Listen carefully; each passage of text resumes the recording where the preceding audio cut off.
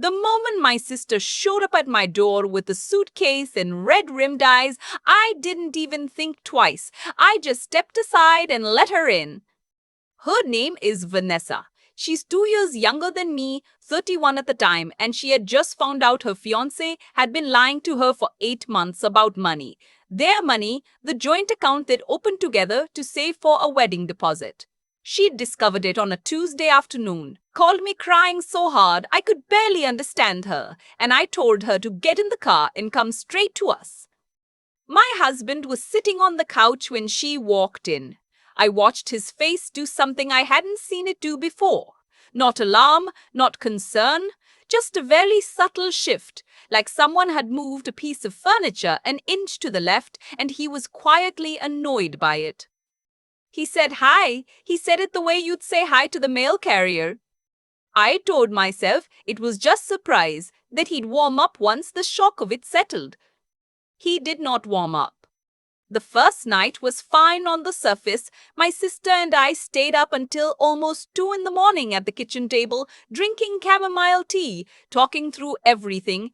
I could hear the TV on in the bedroom. He never came out to check on us, never knocked to say goodnight.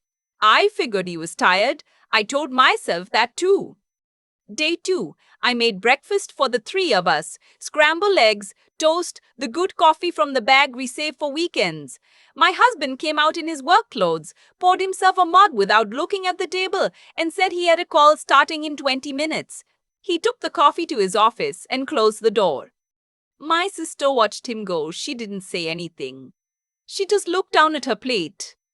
That was the moment I felt it, this low, simmering thing in my chest that I kept trying to name and kept refusing to. That evening, a friend of mine came over for dinner. We'd planned it 2 weeks earlier, before any of this had happened, and I figured it would actually be good, give my sister some distraction, some normal conversation. My husband joined us. He was completely different. Laughing, engaged, refilling everyone's wine glass. He made a joke that had my friend doubled over. He was charming and warm and present in a way that made me feel like I was imagining the last 2 days. On the drive back from dropping my friend at her car, I mentioned how nice it had been. My husband nodded and said, "It's good when it's just a few people, not a full house situation." A full house situation? There were 4 of us at dinner. I let it go. Day 3, my sister came to me in the afternoon. While my husband was in his office on another call, she'd been using the pull-out couch in the guest room, the one with the bar in the middle that I keep meaning to replace. She hadn't complained once.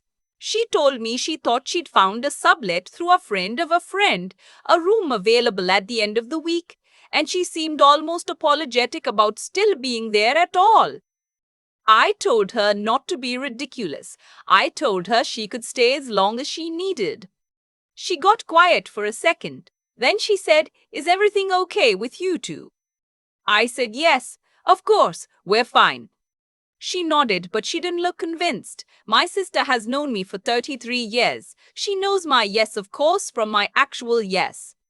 That night, my husband and I were getting ready for bed, and he said it plainly, the way he sometimes says things when he's been holding them in too long and they finally come out flat. "I think 3 nights is probably enough, don't you?" I put down my moisturizer. I turned around. I asked what he meant. He said he wasn't trying to be harsh. He just felt like the house hadn't been ours lately, like the rhythm was off. He said he needed to be able to decompress when he got home from work, and it was hard to do that when there was always someone else around. I pointed out that my sister was going through one of the hardest things she'd been through in years, that she'd been nothing but quiet and considerate and hadn't asked for anything. He said he knew that. He said she seemed like she was doing okay, actually. He said it might even be good for her to be in her own space. I didn't fight him on it. I don't entirely know why. Part of it was exhaustion. Part of it was that we'd had this kind of conversation before, and I knew exactly how it would end, with me feeling like I was the unreasonable one for wanting to help my own family. So I just said okay and turned my lamp off and stared at the ceiling for a long time. My sister left the next morning. She hugged me at the door for a long time. She told me she loved me and that everything was going to be fine for her. She'd figure it out. I told her I was sorry it wasn't longer. She said, "Don't apologize," but she said it in a way that told me she understood what had happened without me having to explain it. I stood at the window and watched her car pull out of the driveway, and I felt something crack open in me that I couldn't quite close back up. The weeks that followed were ordinary. We went back to our rhythm: dinners, weekend errands, his work calls bleeding into the evenings, my yoga class on Thursday, the way we watched TV on the couch but on our separate sides. I thought about my sister a lot. She found the sublet. She started therapy. She was doing okay, and I was glad, and I also couldn't stop thinking about the way my husband had looked at her like she was a disruption to be managed. I also couldn't stop thinking about one other thing. His mother was coming for Thanksgiving. Not just for the day, for the week. Her name is Lorna. She lives in Scottsdale. She's 72, retired, and she has a gift for making you feel like everything you do is a slightly inferior version of how she would have done it. The way she looks at how I fold towels, the way she says, "Oh, interesting," when I tell her what I'm making for dinner. She's not cruel about it. I want to be fair. She's just relentlessly comparative in a way that wears you down by day 3. I had known about this visit for months. I'd already planned the meals, already bought the good guest towels, already mentally prepared for 7 days of, "Oh, interesting." My husband brought it up on a Sunday in October, casually, the way you mention a dentist appointment. He said his mother was arriving the Tuesday before Thanksgiving and staying through the following Monday. 8 nights. He said he was really looking forward to it, that he felt like he hadn't seen her enough this year. 8 nights. I sat with that number. I thought about my sister and her 3 nights and the way my husband had said, "I think 3 nights is probably enough, don't you?" And I made a decision. I didn't say anything about it right away. I waited.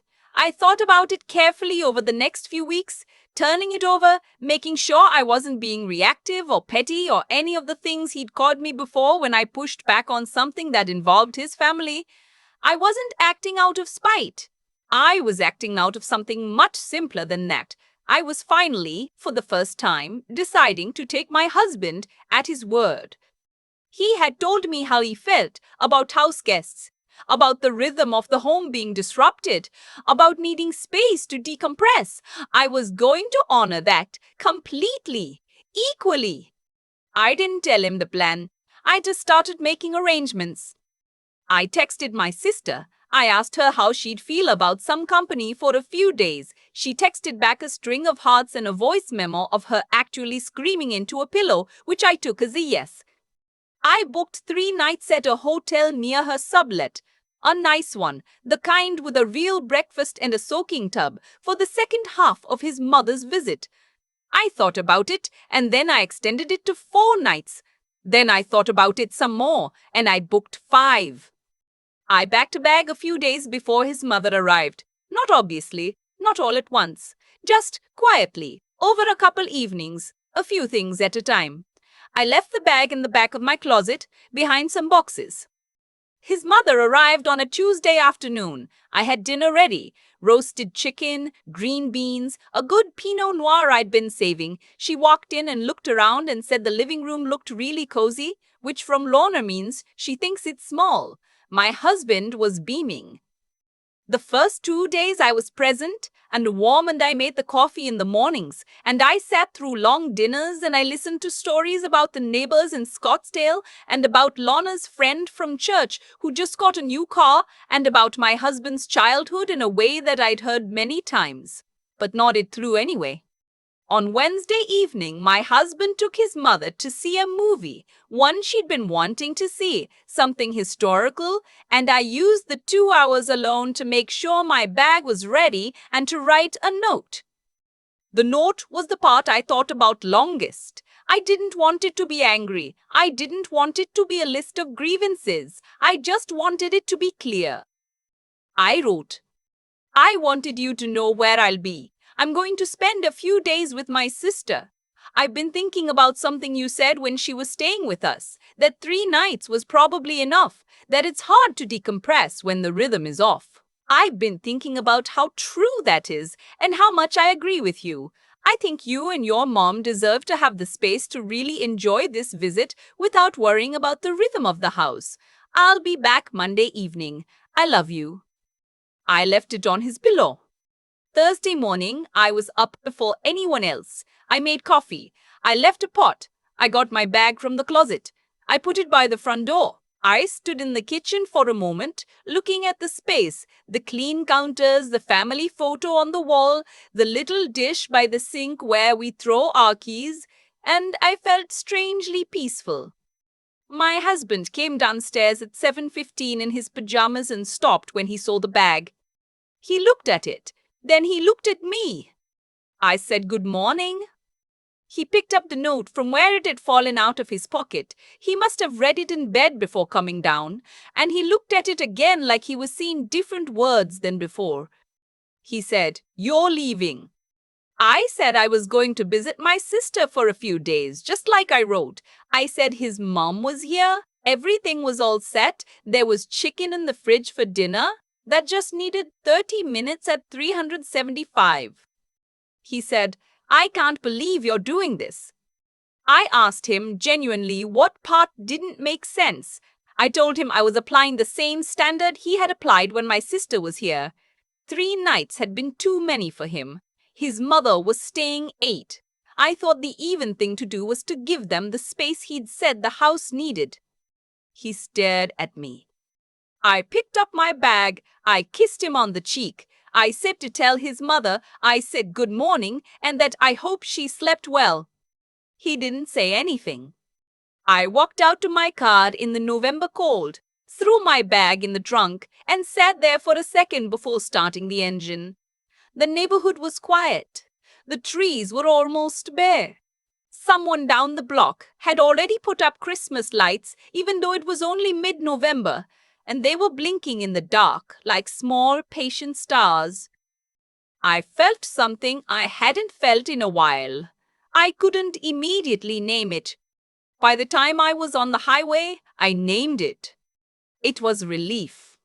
My sister was still in her pajamas when she opened the door. She took one look at me and then at the bag over my shoulder, and she pulled me inside without a single word. She made me sit on her little couch, the one she'd found at a thrift store, and recovered herself with fabric she got on sale. And she made us both coffee in the small, bright kitchen of her sublet, and we talked for 4 hours without stopping. I told her everything, not just the note in the bag and the look on his face, everything, all the way back to her 3 nights, to the dinner party, to the way my husband had refilled my friend's wine glass all evening and then set a full house situation in the car. I told her about the ceiling I'd stared at when I turned off my lamp. I told her about the moment I watched her car leave the driveway. She listened. She didn't say I told you so, though she could have. She said, "I'm really glad you came." The hotel was 3 blocks from her apartment. I checked in that afternoon and called my mom from the soaking tub, and it was the best conversation we'd had in months because I wasn't half listening with one ear toward whatever was happening in the rest of the house. I was just there in the warm water, actually present. My husband texted Thursday evening. He said we needed to talk when I got home. I replied that I agreed and that I'd be home Monday evening as I'd written. He texted again Friday morning. He said he felt ambushed. I read the word ambush several times. I thought about my sister arriving with her suitcase and her red-rimmed eyes, and my husband reaching for his coffee mug without looking up from his phone. I texted back, "I understand. I'm here when you're ready to talk." Monday. My sister and I spent Friday walking through her neighborhood, stopping at a bakery she'd discovered, sitting in a park with cups of soup from a place that only does soup, and it is somehow perfect. Saturday, we drove out to a little antique market about 40 minutes away that she'd been wanting to check out, and we came back with absolutely nothing practical. A small ceramic bird for me, a vintage tin advertising some brand of coffee that no longer exists for her, and we were happy about all of it. Sunday, we just stayed in. She made waffles. I sat on her couch under a blanket and read my book, and we watched a movie in the afternoon and ordered Thai food, and it felt, I realized, like being somewhere I was actually wanted. I thought about that for a long time.